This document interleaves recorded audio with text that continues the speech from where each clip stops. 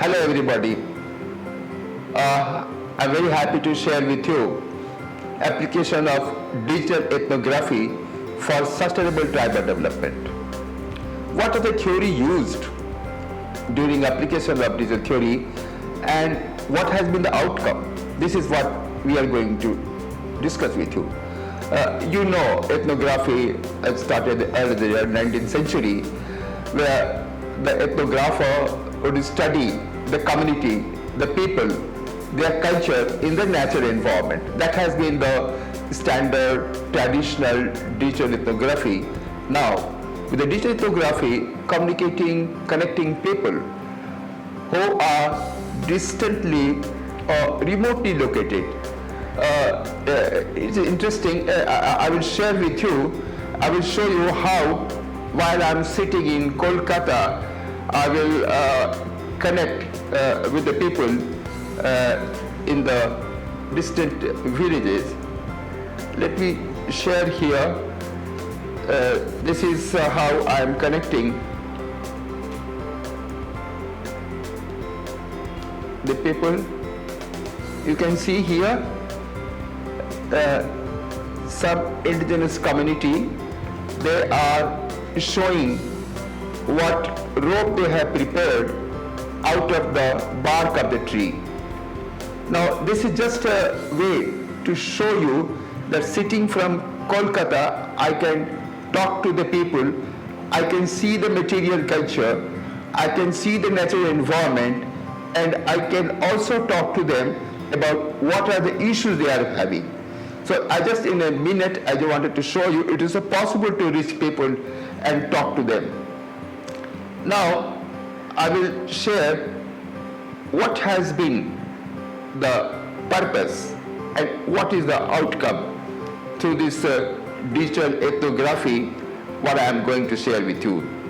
Now, you all know digital ethnography has emerged as a game changer. It's emerging as a discipline to connect people, mediate through computer, study their culture, and also study the social relationship.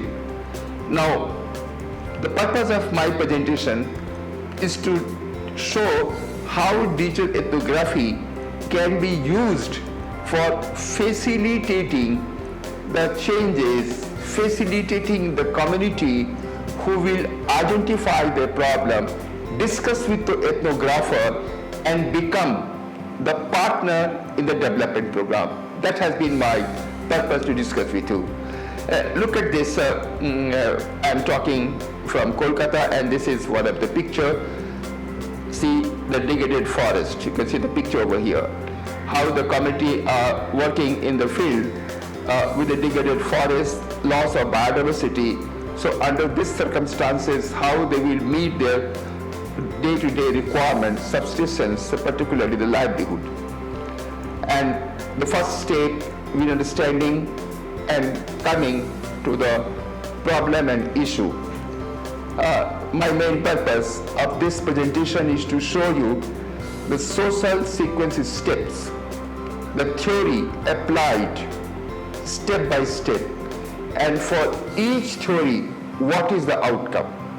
Let me tell you, there are 7 steps, and each step is arranged in sequence.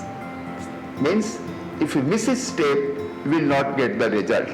So what is the first step? There are 7 steps. Focus on the problem, forming cohesive group, then social institution, understanding the culture, how the community will be analyzing their information for trade-off analysis, what they pay, what they get, and how the different government program will converge at some point, and how the ritual of the community will be linked with the current situation.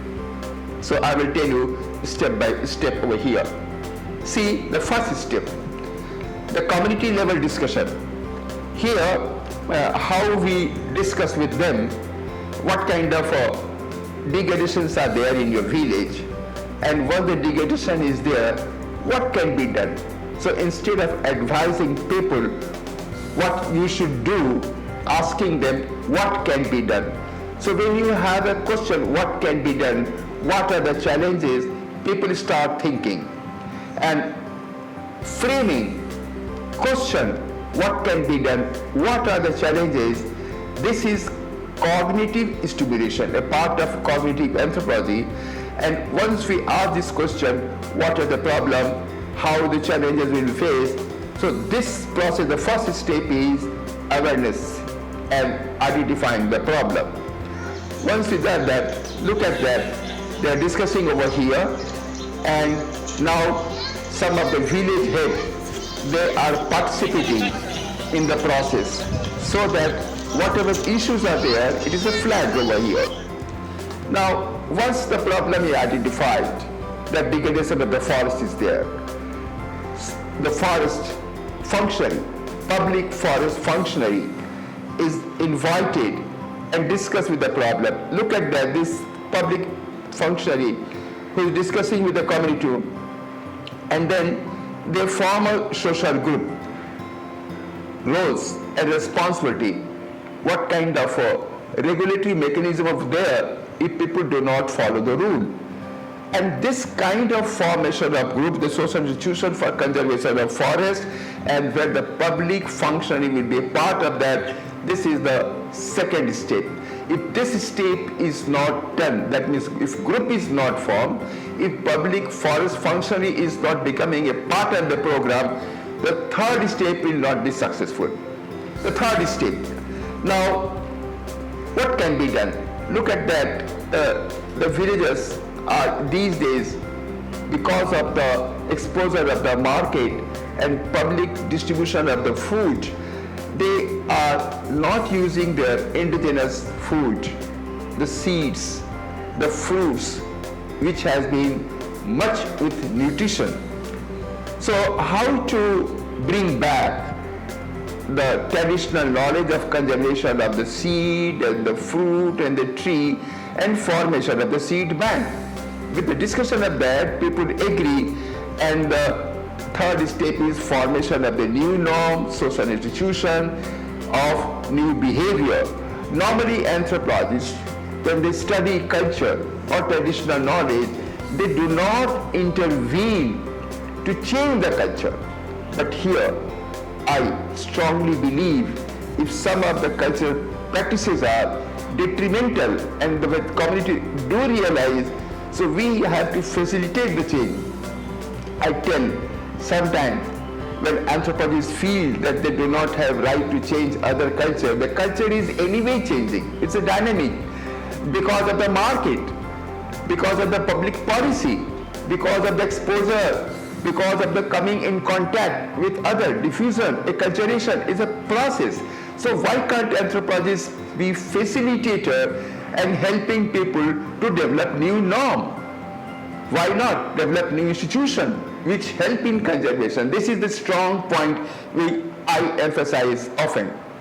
Now, another point comes through digital ethnography. Is it possible to help the community for formation of a new pattern of organic farming? Look at that.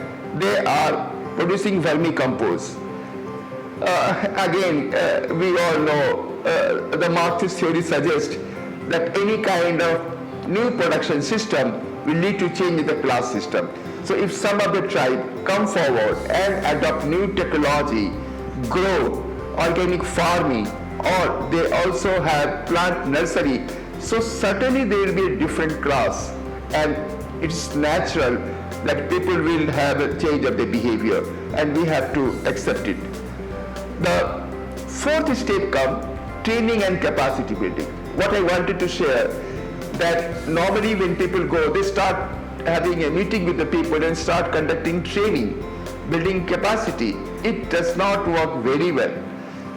The training will be useful only when first step focusing on the problem, second step forming a group, third step forming a new norm. If these are there, then only whatever you train to the people, they will understand and they will adopt it for any appropriate technology.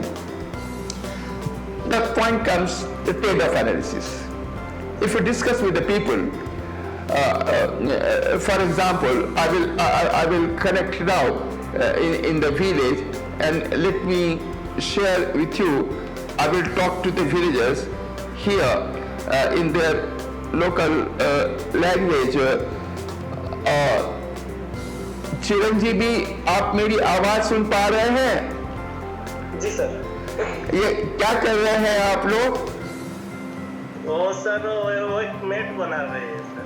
Okay, अच्छा, क्या बना रहे हैं, किस चीज से? वो खजूर का पत्ता में। अच्छा अच्छा अच्छा, ठीक है।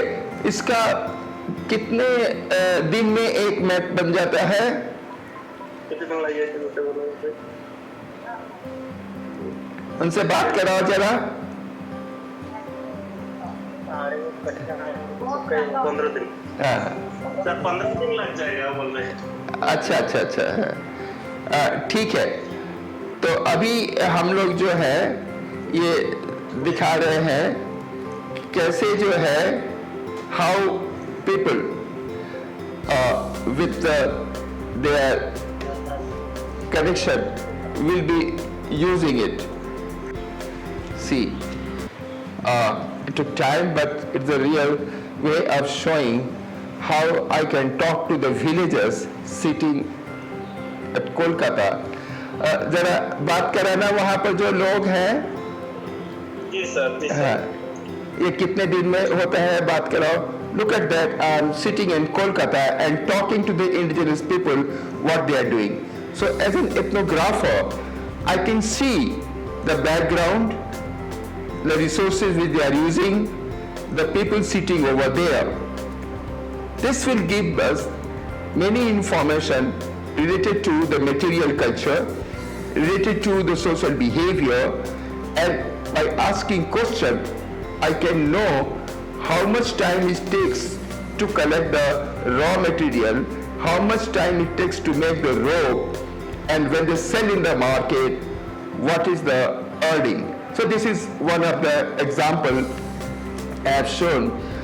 Vijay, I am talking to another village. This the lady wearing red sari is one of the village of Odisha, and now I am talking. Look at this with another village where one of the person is walking and entering in the village. So look at this through digital ethnography, as if you yourself are moving in the village. You can see the house type, you can see the road. This is just one of the example. Now I'm coming out from this. This is the purpose was to demonstrate it is possible to connect people, reach with the people, watch them, and then talk to them. Now I'm coming out from here and going back to my presentation here, that once this is done, how with the fourth group committee and formation of the group, once that is done, we move to the trade of analysis, trading, and then trade of analysis. Once this is done, then we have convergence of different resources, how the people will be using water, agriculture field, biodiversity conservation, and also following the policy of the government like Joint Forest Management or Forest Right Act for integration of natural resource management. Now, whatever process is there, the committee has to link with the ritual. What are the rituals related to conservation? If the rituals are degrading with the forest, the traditional knowledge will disappear, and we cannot see the indigenous knowledge being practiced by the community because the knowledge base itself is disappearing. So these are the 7 steps which I wanted to share with you, that with the digital ethnography, how one can connect with the people, apply the theories, and outcome you have seen yourself. This is what is called here. Just to sum up, I will just share with you that the 7 sequential steps to facilitate socio-ecological process are the key factor for application of any kind of application of theory for socio-ecological processes. Start identify the problem, make the cohesive group, then the institution, then you have to the culture, training, convergence, and series of socialization. This is what I have been trying to do, the digital ethnography. And thank you very much. Let me tell, digital ethnography has been applied in India, and the government of India, the Ministry of Environment and Forest has sent letter to all the states this effectiveness of digital ethnography for tribal development. So this is one of the policy input through the anthropological approaches when the outcomes are verifiable, measurable, and also it has got impact on the community's sustainable development. Thank you.